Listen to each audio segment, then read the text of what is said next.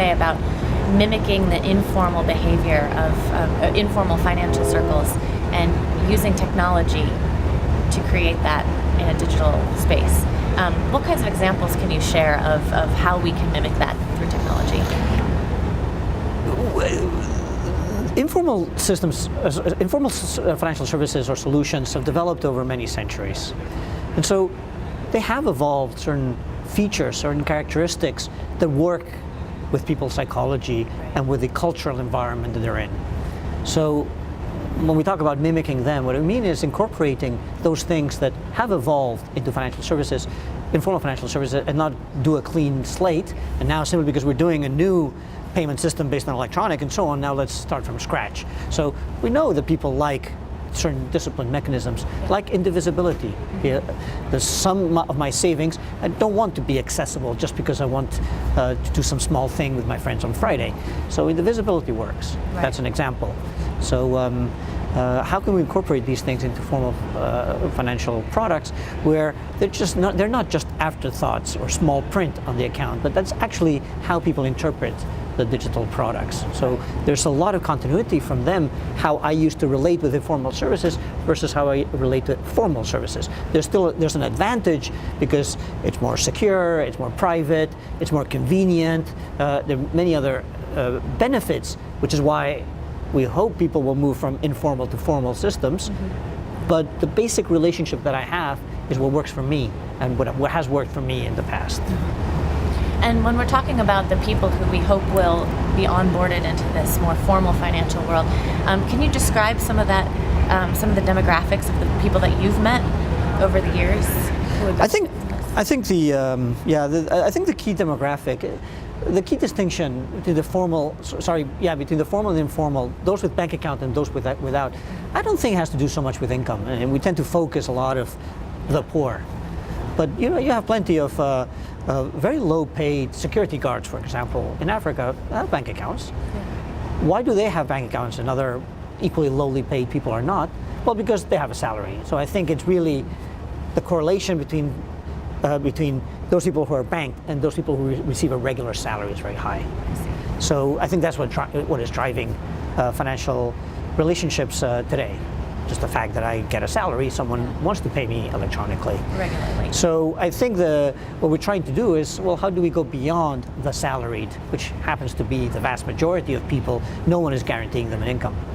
And so that means that their money is not being delivered into an account, they're being paid in cash, and also means they feel like they need much more protections around them to smooth all the variation, all the volatility there might be in their income flows. And I think that the real deep implication of that is that rules don't work for them. For us that have salaries, fixed salaries, or used to in my case, financial planning is just really a simple affair. Because, okay, I just figured out I need to go set money aside to go with my family on some Christmas holiday. Okay, I need to set aside 5% of my salary for the next 3 months. I mean, it's not difficult to come up with that number. And tomorrow, there's no reason to replan that because there's no new information. Basically, tomorrow, well, the world will look very similar to what it does today because tomorrow I'll still be waiting for the same paycheck at the end of the month. So for salaried people, financial planning is something that is infrequent and not that difficult to do because they can rely on rules. Once you made that plan, you stick to it. Okay, you might need discipline mechanisms. Financial products can deliver that. But if you're informal, no one is guaranteeing you any income. You cannot live by rules because, if today was a good day, I made twice as money as I normally make on a day, I shouldn't be saving 5%. I should be saving 100% of the extra income. And if today was a bad day, I shouldn't be saving 5%. I should probably be dissaving to put food on the table.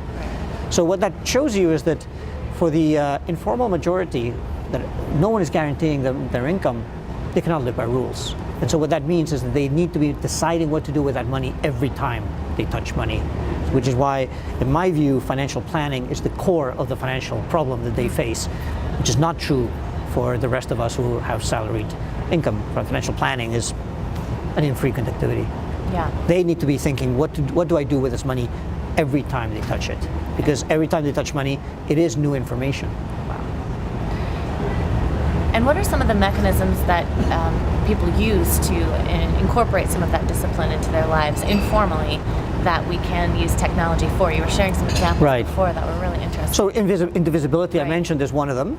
And that's simply the practice of I stash $1 bills under the mattress, but when I have 10 of those, I'll change it for a $10 bill. Yeah. And when I have 10 of those, I'll change it for a $100 bill. Now, mathematically, nothing has happened. Same money. It's the same amount of money, exactly. But it's a world of difference for them for two reasons. One is because psychologically, breaking 100 because you want to go out drinking with a friend is not the same thing as just taking the $1 bill, I'll just replace it tomorrow. Yeah. It's a lot easier. So there's a mental barrier to breaking 100, but also there's a peer pressure thing.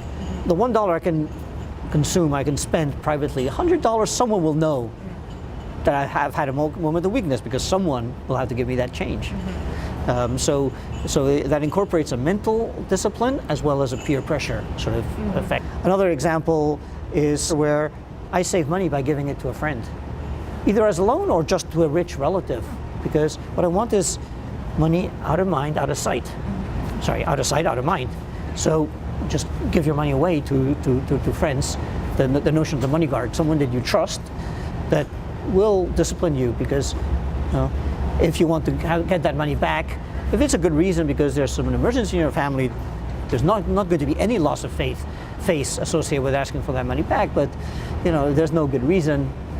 I'm going to be a little bit bothered about having to ask that. So put distance between you and your money is another very frequent discipline mechanism. And then of course there's the formalization, the ritualization of that through the Roskas, the savings groups, where you forgo some of the flexibility because now it's much more rule driven. But that also has its own discipline benefit because now I have to contribute so much every week or every month per the schedule. So these are all mechanisms that people use. Yeah. And how do people distance themselves from the money using mobile money? Is it just the fact that it's not cash in their hands? Is that it? Well, now they can distance themselves. Yeah. And the practice that we observe is as soon as people get electronic money for whatever reason, the practice is to withdraw the money immediately and in full, which to many people is a bit of a puzzle. To me, it's not, because they exhibit exactly the same behavior when they have money in their pocket. Right. When they get money in their pocket, the first thing they want to do is get it out of their pocket. Yeah. Because, as people say, money flies out of the pocket. It just disappears. So the pocket is like this hole that eats up money. And so you want to basically turn liquid money into something that in your mind is not liquid. I see. And it may be as simple as putting it in a jar that in your mind is about school fees. Right. Now it's still bills in a very accessible glass container, but because you've put the mental label of education, now if you dip your hand into it, you're not just tapping into general liquidity, you're taking a little bit of education money, which is a bit more difficult.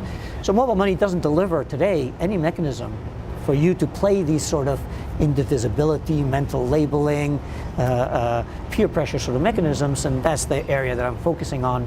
How do we bring back these sort of features in an account so I can distance myself from my money mentally? Yeah, and so there's no examples of that being implemented now. I'm not aware of. Yeah. I mean, the maximum that is happening now is where you can open a second account. Okay.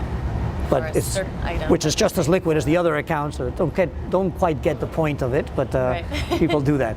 Do you see any opportunities where you feel like that could happen in the near future? Are there certain partners coming together thinking about that, or is it still pretty much in the thinking phase? There's one partner in particular that I'm working with. I'd rather not disclose who it is, but who appears to be very serious about trialing these sort of ideas. But I found it very difficult to get partners to want to try this. When I tell this kind of story, everybody generally likes the story and understands it, but they find it very difficult to implement it into their own systems because their systems, generally the core banking system or the mobile money platform, generally is not flexible enough to be able to do some trial of this with some quick tweaks. Yeah, that's tough. And the last thing they want to do is to replace their core banking system simply because you have an idea.